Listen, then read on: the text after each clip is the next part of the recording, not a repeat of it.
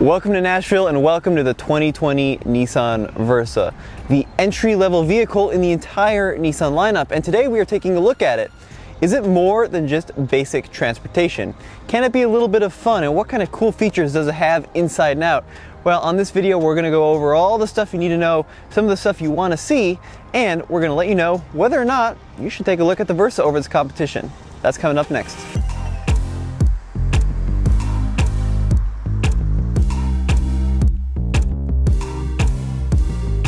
Probably right off the bat, the most interesting thing you notice on this particular Versa are all the sporty touches. And that's because this one is the top of the line SR. But what's neat about it is it's still a subcompact Versa. So what Nissan has done is added a lot of emotion, added a lot of soul into the new car, where the old one was kind of a bubbly, slightly plasticky fleet vehicle. This new one actually feels upscale. And one of the ways you can tell that is with this steering wheel. Nissan actually calls this a D-shaped steering wheel, but for all intents and purposes, it's a flat bottom steering wheel, and this one is leather wrapped with some pretty cool orange accenting throughout the inside. One of the coolest design aspects on this Versa you see here are these big 17-inch wheels. And I do say big because they look quite oversized on such a subcompact vehicle, but the base Versa S gets a 15-inch hubcap, then the SV has a 16-inch wheel, or this SR, the biggest 17-inch wheel. One thing that is a little bit cheeky you'll notice though are the brakes, because we have discs in the front, but coming to the rear, you'll find good old-fashioned drum brakes. In my opinion, the most impressive thing about the Versa is actually nothing to do with the driving experience, the engine, the looks. It's actually the back seat, because check this out. I'm 6 feet 2 inches tall. That right there is my driving position, and when you get inside, you have a tremendous amount of knee room. Now, why is this impressive? Well, it's no secret that the Versa is used as a fleet vehicle, so it can be used in rental fleets, but also, I think it's a pretty darn good ride-sharing car for an Uber or a Lyft driver, so having a lot of rear seat legroom is great, and headroom actually when you're inside is pretty decent as well. There is one big issue I've noticed though in the back seat, and that is getting in and out, because at 6 feet tall, I'm constantly hitting my head on this sloping roofline. I mean, take a look, just sitting down in it, you really got to duck your head or you're going to slam it into the roof. You'll also find the same thing over here with this grab handle, which is kind of uncomfortably far back to the point where in a hard turn, you're going to hit your head on the plastic and not on the cushy roof material. Overall, the design, in my opinion, has improved dramatically, because the old Versa, if we're being honest, looked a little bit like a sad toad. It was just all kind of droopy and bulbous, but this new car is right in line with Nissan's design philosophy. In the front, you'll notice that this Versa has the V-motion grille, which means it fits in with the other sedans within the Nissan family. It doesn't look like that weird outcast anymore. It's got the same front end as the larger Sentra and Ultima and Maxima. And then you've got the headlights, and if you get the SR trim like this one, they're standard LEDs, which means they're bright, and they also look pretty sleek. And speaking of signature design, in the back here we see Nissan's floating roof with this pretty cool little kick-up. Now the part that makes the roof float is actually a piece of black plastic. It's this little molding here, and if I'm being honest, it looks and feels just a little bit chintzy. It doesn't quite match the trim around the window here. It's not quite as nice as I'd like it. I must say, like what Nissan has done with the rear end here on this Versa. First of all, we've got a little bit of a lip spoiler, which is pretty sporty. And down here, we even have, dare I say, like a diffuser? Check that out. You have these little fins on the rear portion of the valence. Overall, though, I think it's a pretty darn good looking car. And yes, this SR trim may be a little bit boy racer for some of you guys out there, like they've incorporated this fake carbon fiber down below. But I'm kind of a sucker for these little touches, and I think it makes a vehicle look more premium than it probably costs.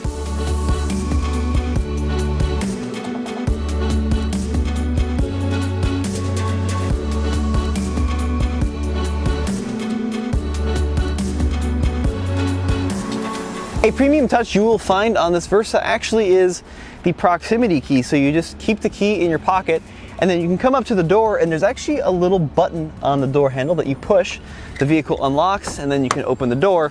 And to lock the vehicle, push that button one more time, it'll beep and lock. Now, one thing that is a little bit interesting about this system is that it doesn't actually work on the rear door. So on the rear door, you can't unlock the vehicle using just the remote in your pocket. You have to actually push the button to get it to unlock. Now, of course, being the entry-level Nissan, even this top-end SR trim is going to have some cost cutting, and you see that when you open the door. So you've got a pretty big swath of black plastic here. You do have an automatic window, but it is only on the driver window. But there are smaller examples as well. Like throughout the vehicle, you noticed a fair number of exposed trim clips, like here on the rear door, and on the trunk lining, there's a lot of them.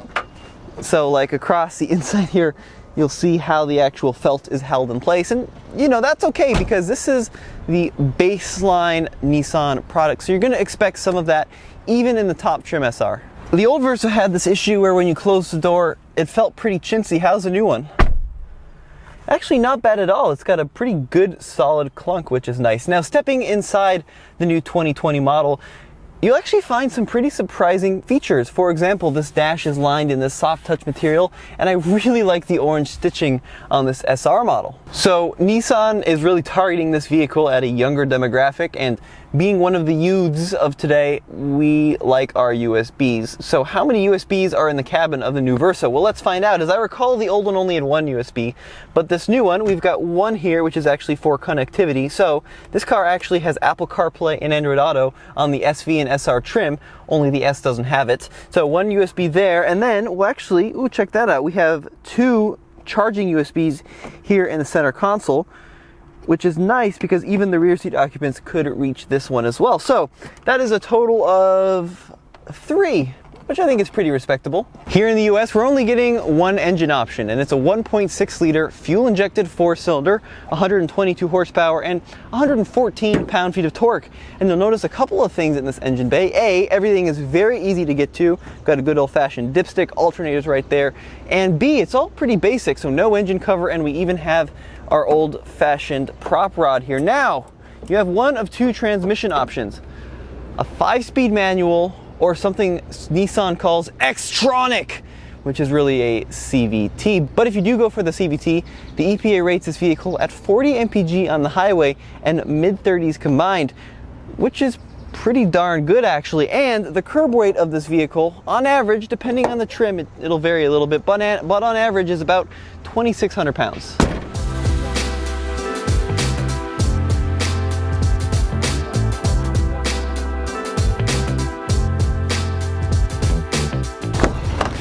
Let's talk about 2 good things and 2 not so good things on the interior of the Versa. The good things, well, number 1, every Versa comes standard with push button start, which is a welcome addition. And number 2 is actually this 7-inch touchscreen display, which is super user friendly. It's actually pretty awesome in general. It's got a volume knob and a tune knob, and it does Apple CarPlay, Android Auto, all the stuff you've come to expect now. What about 2 not so good things? Well, if you're a passenger, you're out of luck if you want an armrest, because only the driver's side seat has an armrest. There is no center console. And number 2, there's this little cubby over here on the left side of the steering wheel, and it's kind of useless for pretty much everything. It's too deep to really be a good change cubby, but it's not wide enough for a modern smartphone, nor is it really deep enough for a smartphone either. This 2020 Nissan Versa has a bunch of manual levers. For example, the hood catch is a manual lever, probably not that surprising, but so is the fuel filler cap, so I have to pull up on this little handle here.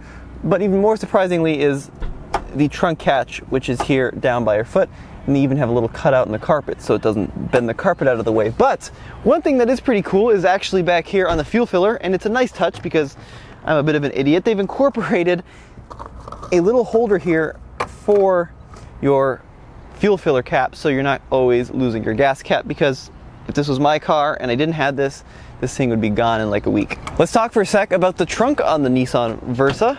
Pop it open using a little catch back here, and it's actually pretty decent. So I've got a few bags here. My videographer Alex and I are out here for the evening in Nashville, and you'll find pretty quickly that, yeah, it swallows our stuff easily. Now, the actual cargo volume has increased by just under half a cubic foot over the outgoing model. One thing that isn't so great are these hinges, which protrude pretty heavily into the trunk space, and you can even see how they just kind of ran some wiring up the side of one. Plus, there's no inside trunk liner on the top of the trunk lid. Another pretty cool design cue in my opinion are these tail lights. They make kind of an arrow toward the center of the vehicle, and they're accentuated by these black accents. Once again, I mean, it's not really all that necessary to be here, but it is a pretty nice design touch. And in fact, the entire vehicle, Nissan says, is lower, longer, and wider than the outgoing model, which has always been a classic American success story for car design. The Versa has a somewhat digital, somewhat analog instrument cluster. So the right side is always an old-fashioned analog speedometer, but the left side is actually configurable. So right now I have it in tachometer, but check this out. I can go through my music settings here. I can even look at green reports. Plus I have a whole bunch of information. So I could have a digital speedometer here, your trip meter, driving aids, and even tire pressure monitor. So lots of stuff going on, and then of course a load of settings. On the inside of the cluster here, once again, it's a pretty premium feature and touch they have inside the Versa, and it's a welcome addition. One button that you'd have no idea was here unless you watched this video is actually mounted on the transmission shifter. Now you have your standard Prindle shift pattern. That's not all that crazy, but at the base of the shifter there's a little itty bitty button, and you push it and it engages sport mode, and you know that because it gives you a little S on the cluster here. So now you're in the know. This is a pretty crazy touch. Take a look at this visor. First of all, in my driving position, when I put the visor down, I can literally see nothing out of the front of the car. It is so tall. So you're gonna have to angle it or, you know, somehow adjust it so you can see where you're driving. But other than being huge, it also does something pretty interesting. It's got this little extension, and it keeps coming, and it keeps coming, and it keeps coming, and it keeps coming, and it's, God, that's probably, what, 8-9 inches? And you need it because when you fold it over here, it doesn't extend this way, so you have to use your big old plastic extension, and if you're not careful, you could really whack yourself in the face trying to open or close it. But you also have a mirror. No mirror light in the Versa, unfortunately, but you do have a dome light here with your pretty traditional door settings, and, you know, I don't need to spend time talking about a dome light. It works like a dome light. And now we get to this vehicle's party trick, which Nissan calls the Safety Shield 360. And essentially what that is a group of standard and some optional driver assistance technology. So what's standard on the Versa? Well, automatic emergency braking with pedestrian detection, that's great. High beam assistance, rear automatic braking, and lane departure warning. And that's all standard even on the Nissan Versa S. Now, optional is on the SV and above, blind spot warning and rear cross traffic alerts. So for this vehicle's kind of demographic that it's shooting at, the young urban driver, it's nice having all these advanced modern safety technologies.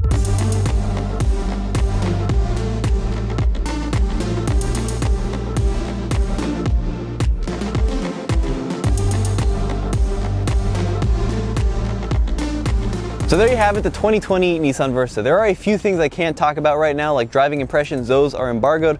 Pricing has not been announced yet, but I can tell you that this vehicle will be available starting in August. So it's coming to dealerships near you very soon. Now, as always, let me know what you think in the comment section below. Is this just your standard A to B point-to-point transport, or does it have some special stuff going on the inside and out? As always, I'm Tommy with TFL Car. Go back to tflcar.com for more news, views, and real-world first drive Nissan Versa reviews.